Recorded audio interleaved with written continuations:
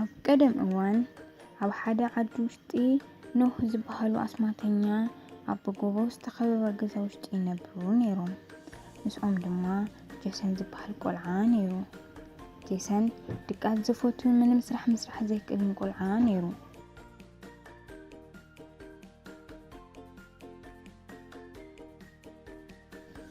ናይ ኣበባ ተኽሊ ያበላሽዎ።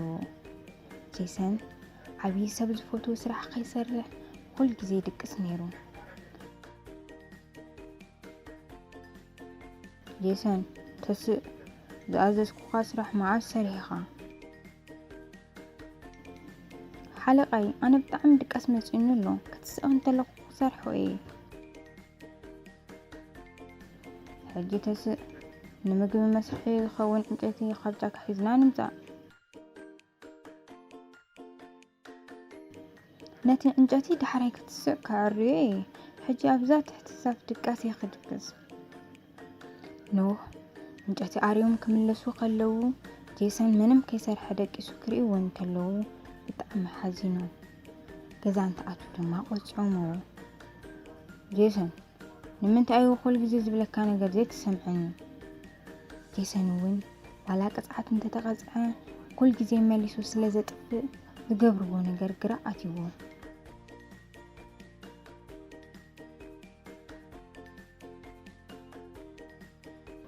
ሓደ መዓልቲ እውን ጀሰን ኖህ ስለ ዝኣዘዝዎ ፍራፍሬ ንምብላዕ ናብ ጫካ ኸይዱ። ጀሰን እቶም ፍራፍሬታት ምብላዕ ይደሊ ኮይኑ ግን ካብቲ ጎቦ ንታሕቲ ዝረኣዩ ፍራፍሬታት ንምብላዕ ናብቲ ጎቦ እንድሕር ወሪደ ስለ ዝመሸኒ ፅባሕ ንጎቦ ኣፍቂደዩ ብንግሆ ንምብላዕ ክኸይድ ኢሉ ናብ ገዛ ተመሊሱ።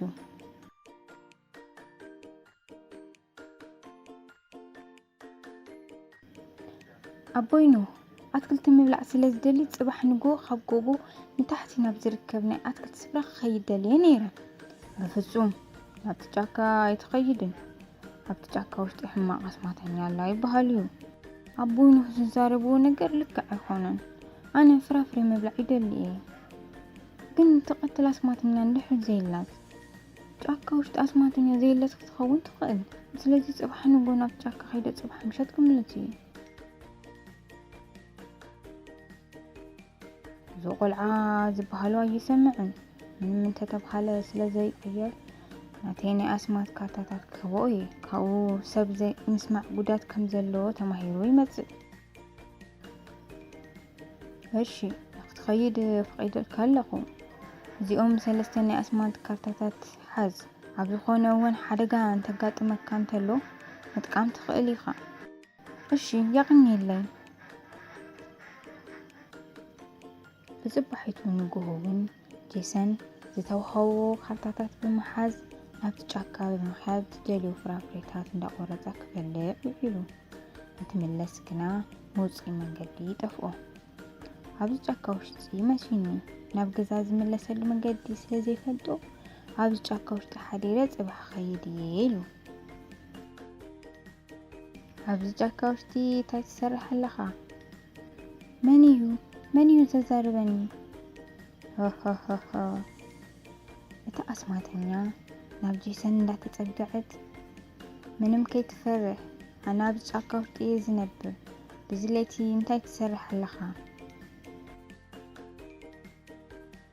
ፍራፍረ ብጣዕሚ ስለ ዝፈቱ ንምብላዕ እየ መፂእ። ፍራፍረ ትፈቱ? ንዓ ሓቢርና ንኸይድ። ኣብ ገዛይ ውሽጢ ብጣዕሚ ብዙሕ ምግቢ ኣሎ ክትበልዕ ኢኻ። ፍራፍረ ብጣዕሚ ምብላዕ እየ ዝደሊ። ሓቢርና እንተንኸይድ ብጣዕሚ እዩ ደስ ዝብለኒ። እታ ኣስማተኛ ንጀሰን ናብ ገዝኣ ብምውሳድ ምግቢ ሂባቶ። ካብኡ ድቃሱ ንኽድቅስ ስለ ዝደለየት ኣብቲ ምግቢ ውሽጢ ናይ ድቃስ መድሓኒት ወሲኻትሉ። ጀሰን እውን እታ ኣስማተኛ ከም ዝኾነት ከይፈለጠ እንዳዕለሉ ነቲ ምግቢ ምስ በልዐ ድቃስ ወሲድዎ። እታ ኣስማተኛ እውን ደስ ኢልዋ ስሒቓትሉ። ካብኡ ናብ ትኽክለኛ መንነታ ተመለሰት። ጀሰን ድቃስ ምስ ወሰዱ ኣብ ዝደቀሰሉ እቶም 3 ኣስማተኛ ካርታታት ቀስቂሶምዎ።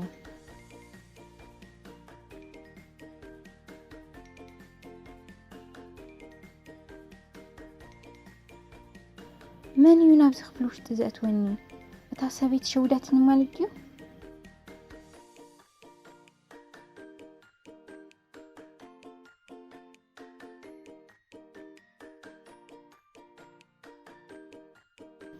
جيسن كابس دك أسلو تسيو خملت اتمعصو انتخفت اتأسماتني يعني جيسن تقتل عبي دستي سختي تاكري امتلو بطعم دنجزو لومي بطعمي دزبل معالتيو حدا عنزار قلعا مسكنيت أرقت مسيلنا بقزيس سلازم مصاخو نقوعو قتلو ايه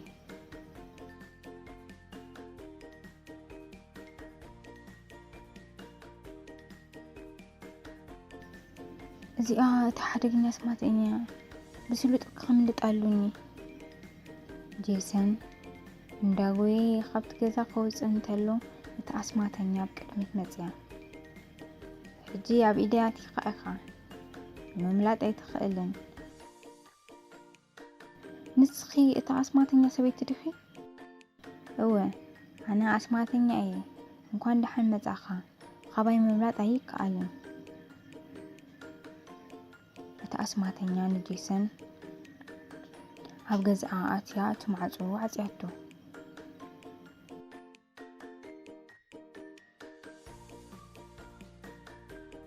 እንታይ እንዳሰራሕካ እዩ ብጣዕሚ ፈርሒ በጃኽ ክደፍኒ ሎሚ ናይ መወዳእታ ምሸትካ እዩ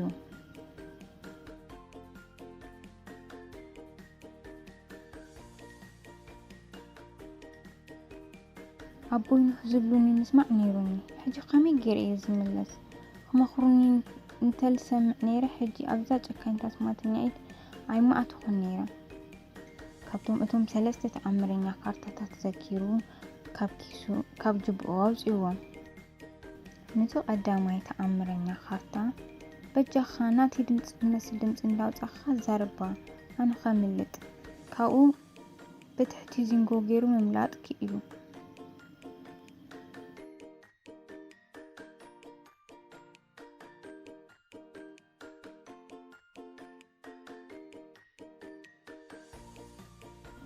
ኣታ ቆልዓ ደቂስካ ድዩ ብጣዕሚ ስለዝፈራሕኩ ምድቃስ ኣይከኣልኩን ብጣዕሚ ስሒቓትሉ እሱ እውን ኣምሲሉ ዘውሪ ተኣምረኛ ካርታ ክትዛረብ እንተላ እሱ ወፂኡ ንምምላጥ እንዳጎየ ነይሩ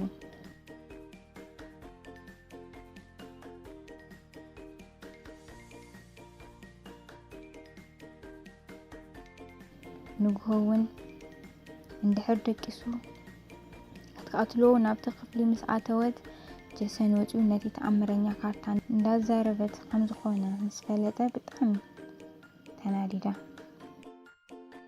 እቲ ቆልዓ ሸውድኒ ማለት እዩ ሕጂ ክረኽቦ እየ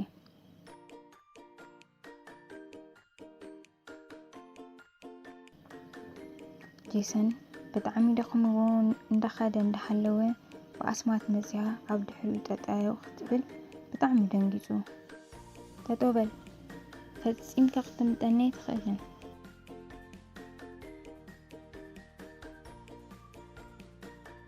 ጄሰን ብጣዕሚ ደኽምዎ ስለዝነበረ እቲ ካልኣይ ካርታ ኣውፅይዎ በጃኻ ኣንታ ካርታ ዓብዩ ሕጂ ፍጠር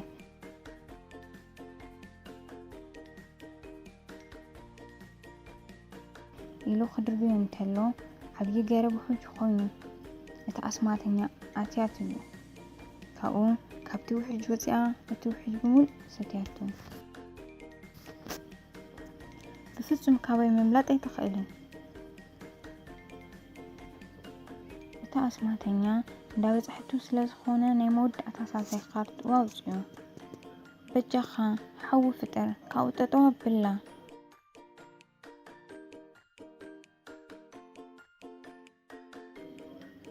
ኣንታ ዓንዛር ቆልዓ ምንም እንተገበርካ ከተምጠኒ ኣይትኽእልን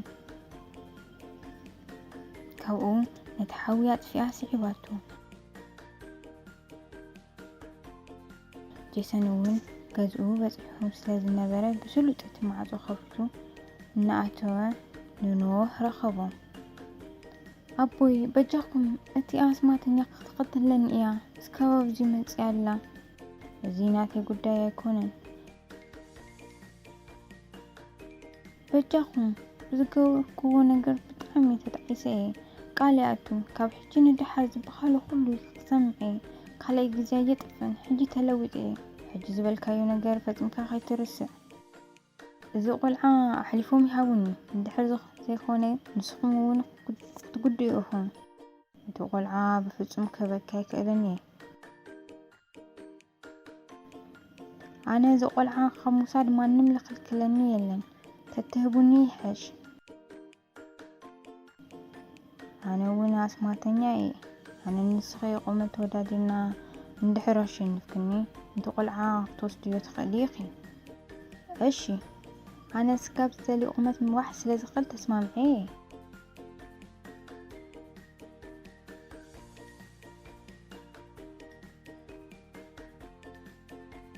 عزيز أكل قومت عليكي اسكي أريني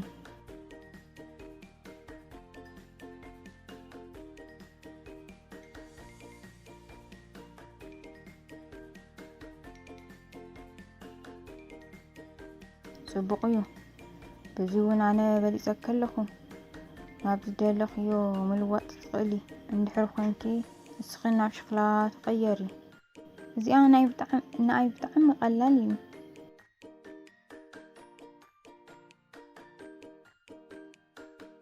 نابني اشتي شخلاق تغير نتلا عبوينوه بفتنة بمخيد سابيروم قتلوا موا كاو جزي جميرو أتعد سلام كوينو